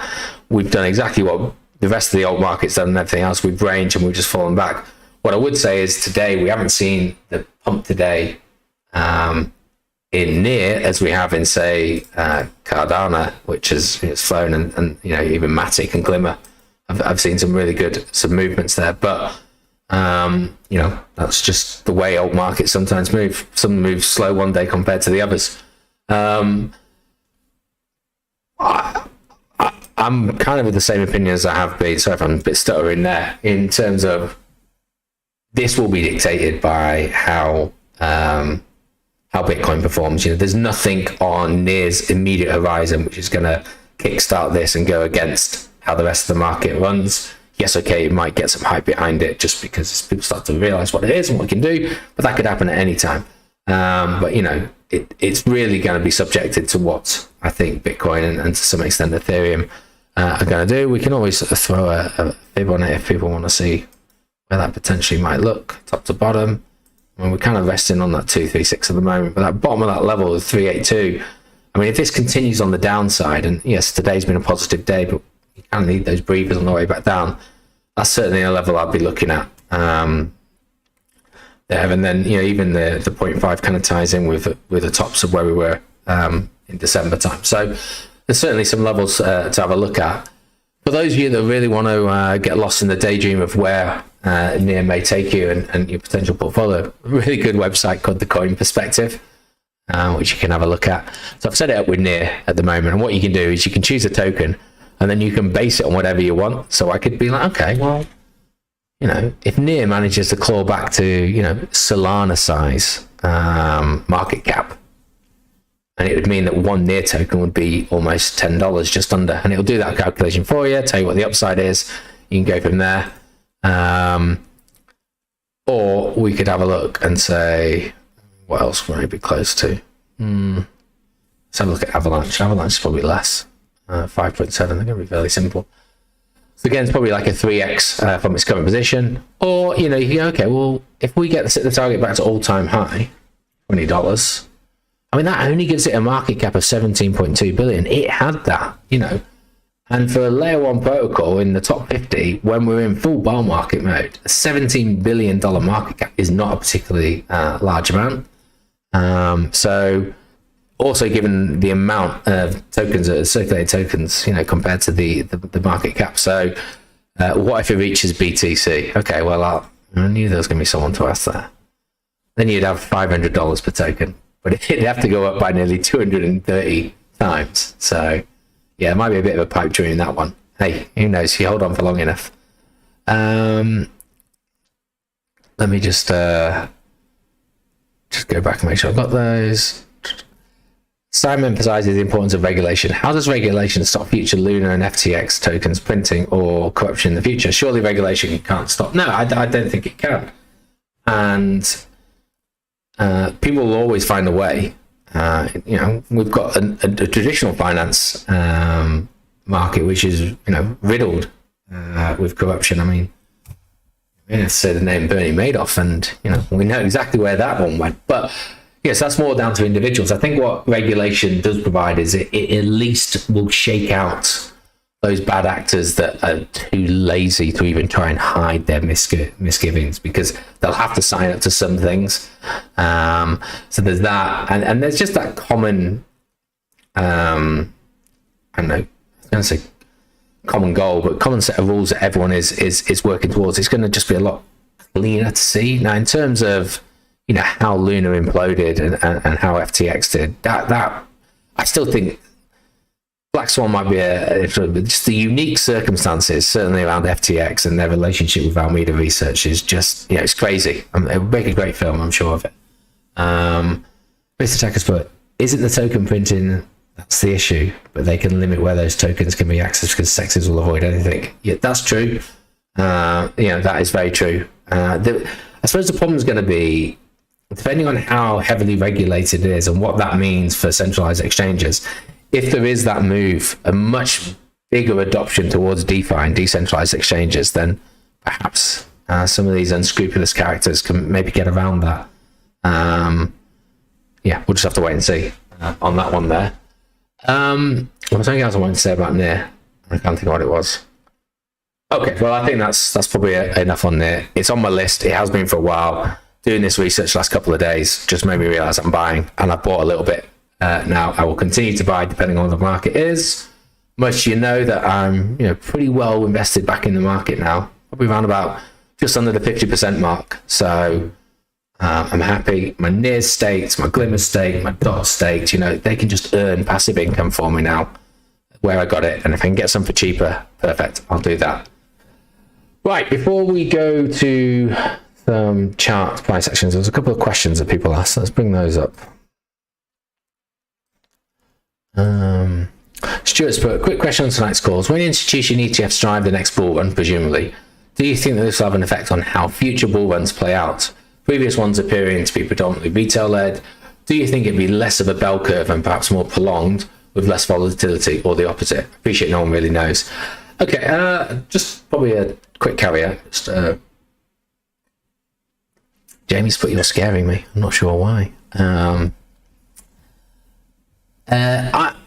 I'm still of the opinion that the next bull run may not be driven just because of institutional ETFs. I know that's Simon's stance, but that's not my stance. Oh, right, I see, Jamie. I'm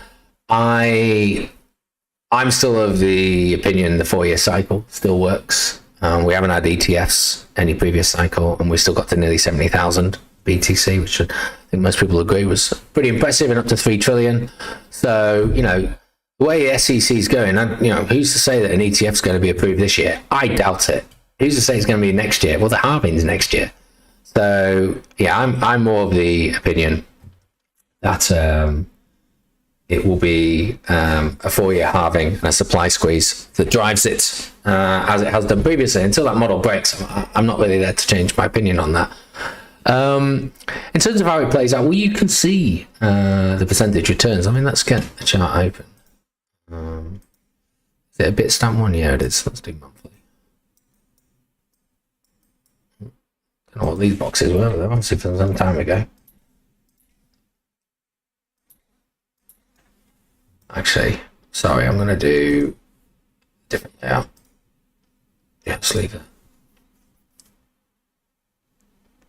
Oh, of course, I've not got it set up for it. That's it. Okay. Well, I've got to ignore the boxes. They just give you where the halving cycles work. But you can see the percentage gains. And, you know, we'll just do, I'm very roughly bottom to top. You know, what was that? 32,000%. Next one. Bottom to top. 6,000. Next one. Bottom to top. That's what, 800, 900 maybe. So we can see that, you know, over time, or each cycle, they've been drastically dropping off, which we can expect, you know, as adoption takes up, as more people in the market, etc., etc. And I mean, this obviously you need to factor in the fact that back in the early days, one, you could hardly buy them. It's hard to get hold of them. And two, it was just Bitcoin. Now there's, you know, 25,000 altcoins out there. So there's going to be some of that that's eaten away. But I expect that the next bull run, you know, I don't think we'll eclipse 900%, if I'm honest. I think it just naturally starts to curve down. I still am going to stick by the 4-year cycle of that. So we've got, you know, approximately 1,000 days now of meandering around and then a blow off top, followed by around about 400 days of a fall. And we're only just moving into that period. What I would say is whenever an ETF comes around, whether it's this bull cycle, another bull cycle, or whatever, I think that will bring some stability into it. You know, I don't think they will necessarily be as jumpy, and it will, you know, obviously they will move funds around quickly, but they'll just keep that money circulating within the market a lot more. And obviously you've got to think that in a couple of God, I really am struggling with my words today. Halving cycles, you know, we're going to be down to like 1 Bitcoin per block reward, which is just going to be crazy. So yeah, I don't see it blowing up past, you know, 900% on BTC. Some of the altcoins out there, that's where you're going to make your money. I truly believe that. And that's why people move to the altcoins, because Bitcoin won't get as big a gain. I mean, let's just assume that was the low. Come on, I mean, we've done a few pipe dreams today, so we might as well have one more. even if we do, let's say 600%, where's 600%? Still 115,000 BTC. I mean, you know, not bad. It's not bad. So yeah. Anyway, I'll leave that one there. I'll just have a look at some of these questions. Reasons for, we don't really know how much the big boys want to put in spot ETFs. I mean, that's true. I know there's one. I mean, there's a few, not just in Hong Kong, but there are some out there.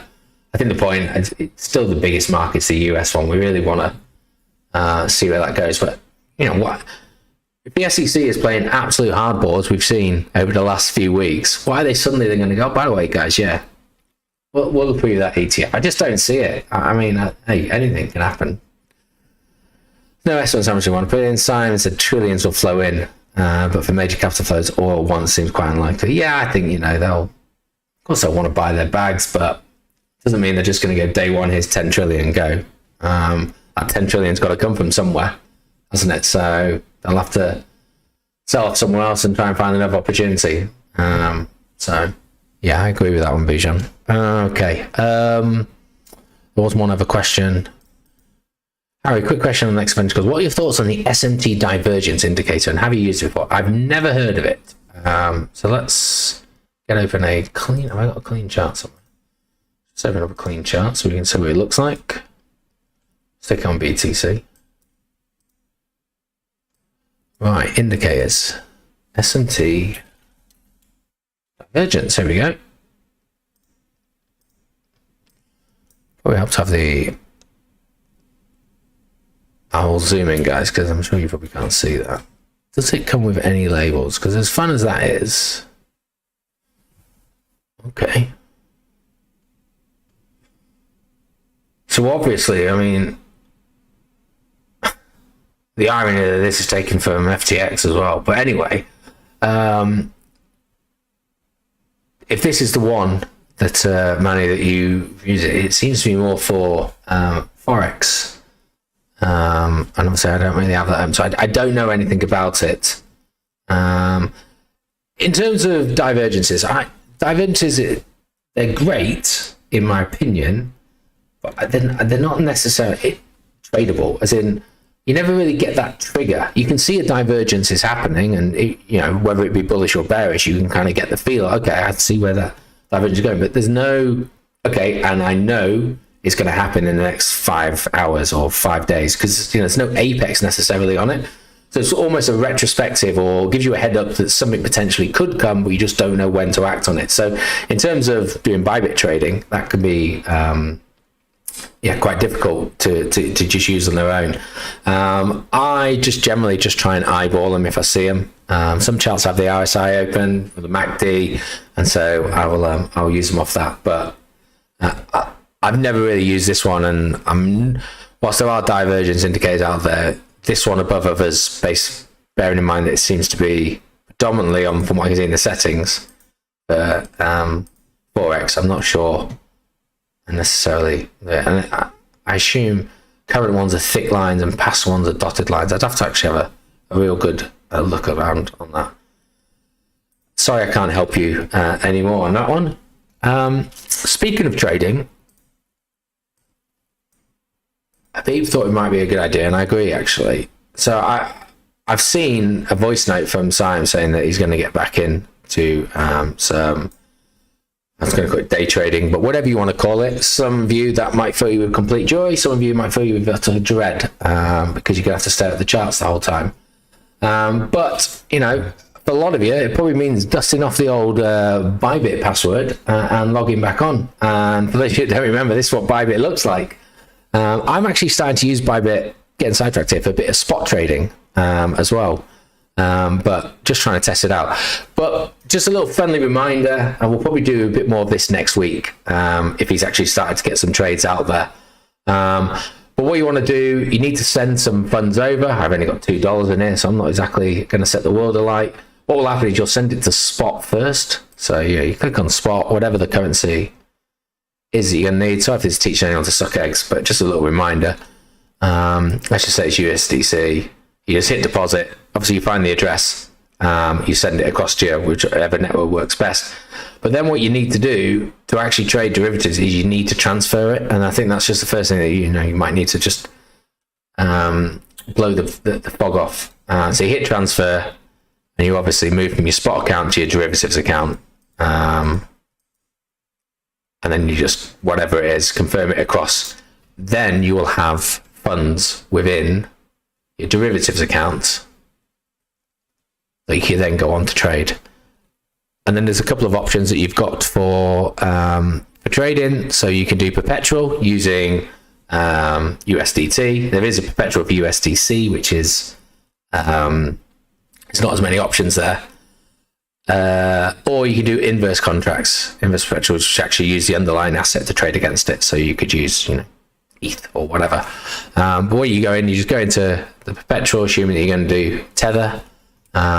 Click on the top right, and you can do a breakdown of your list of whatever it is that you've found. You can click on the stars, and they'll add to your favorites.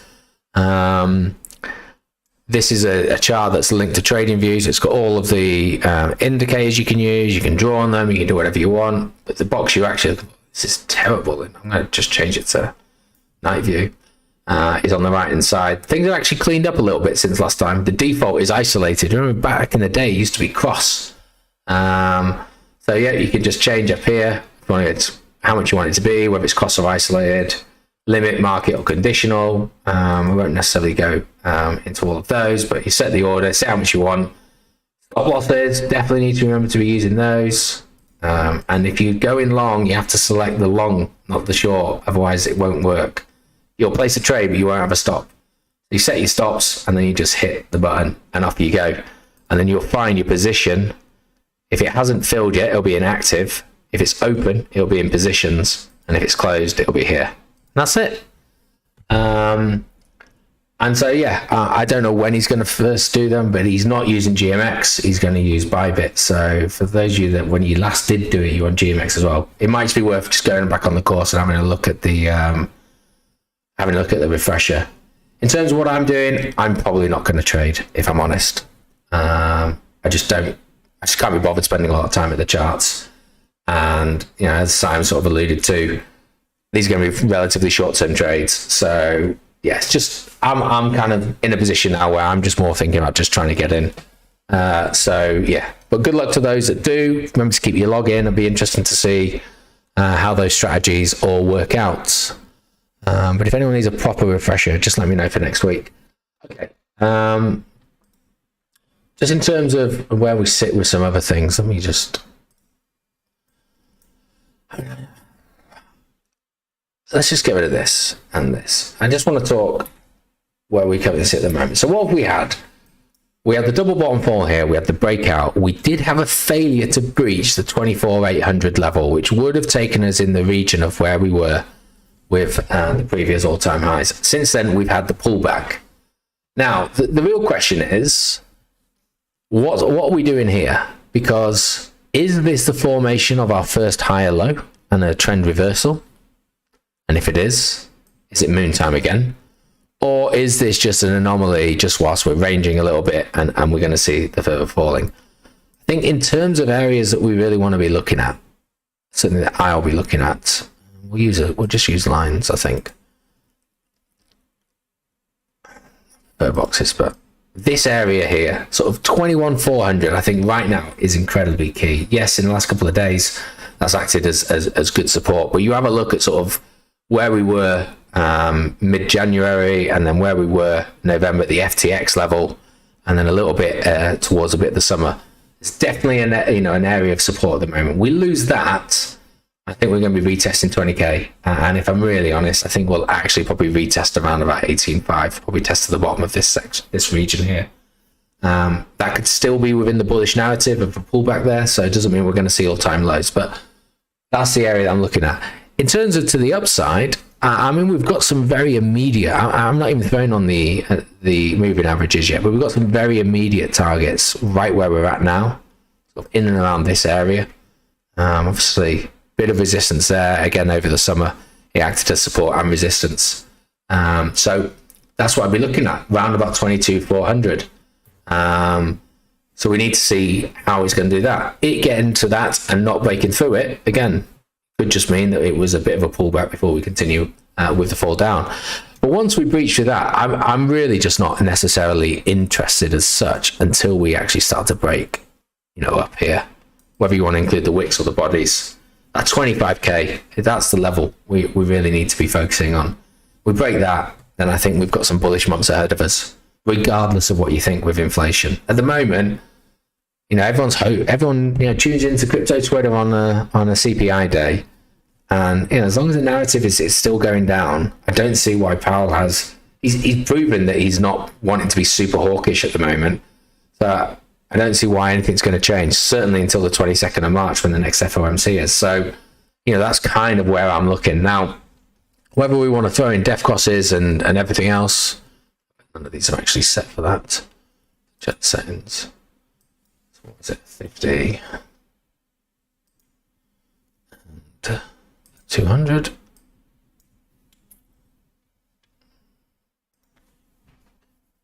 This is the EMA, not the moving averages. Sorry, I made that mistake there. So in the EMA, just to be clear, the golden cross / def crosses have not occurred yet. It's actually only on the simple moving averages that they've occurred. So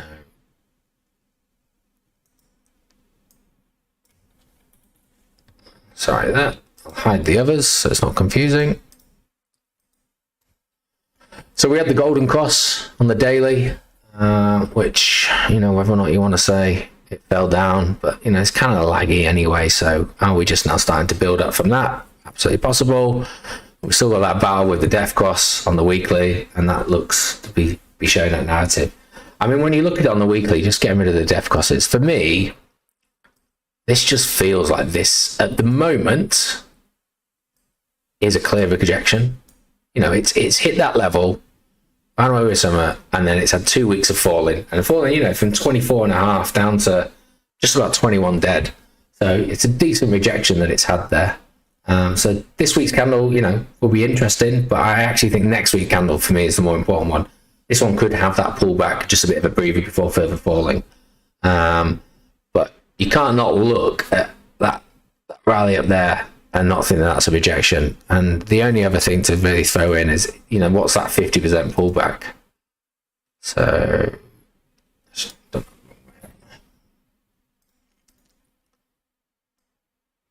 no, I haven't. Actually, I've done it the right way. It's just I wasn't looking for the number 50%, I was looking for 25 because it climbed 50. So that 50% pullback is probably going to be around about that 20k level.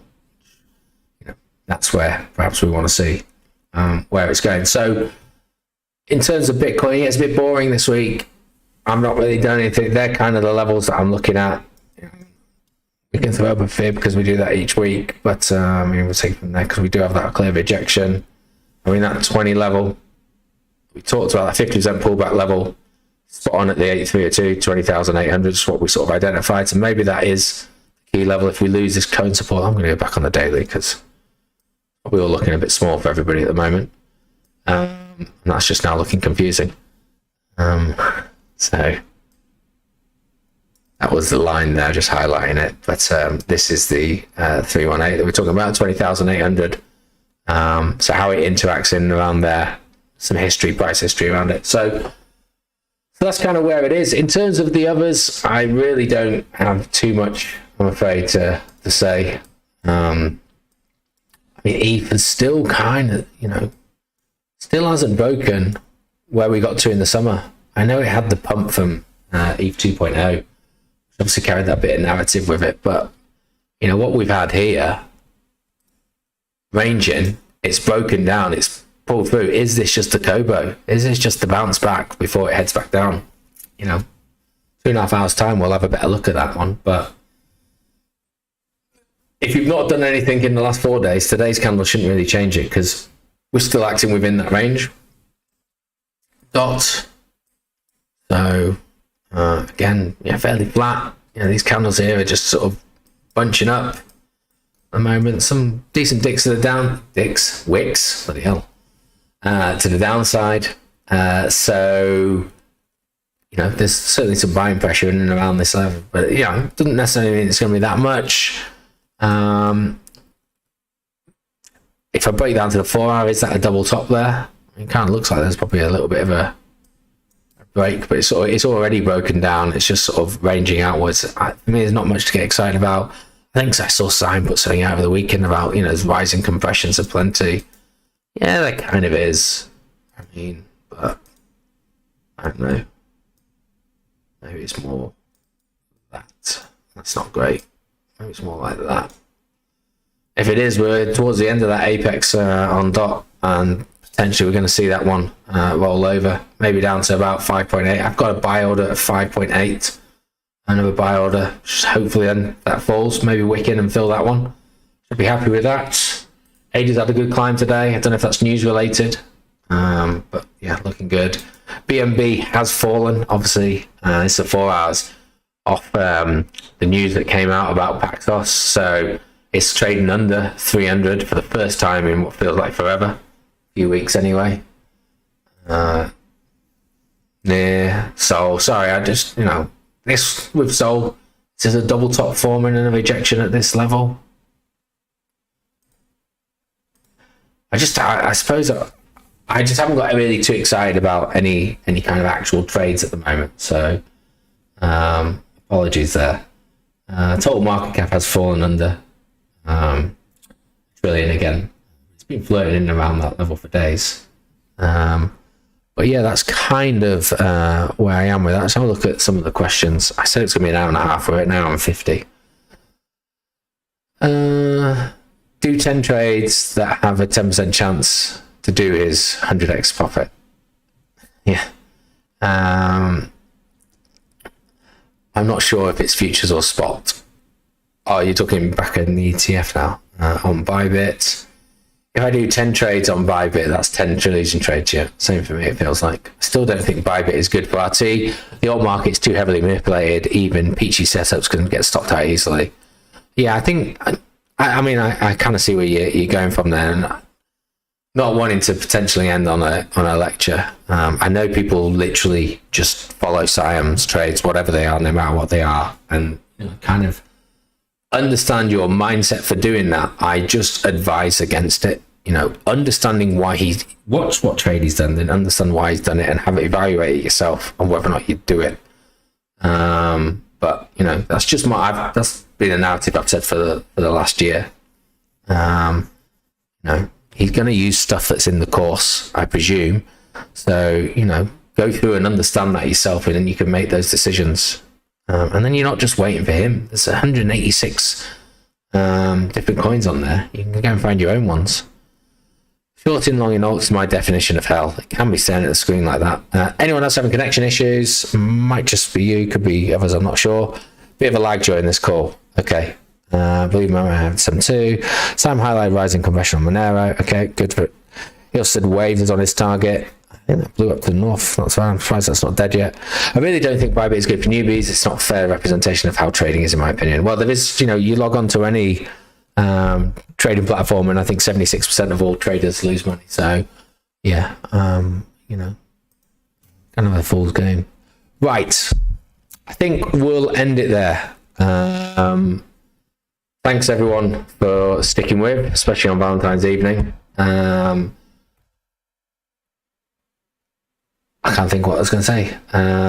There's a trading pub as usual at 2 p.m. on Thursday.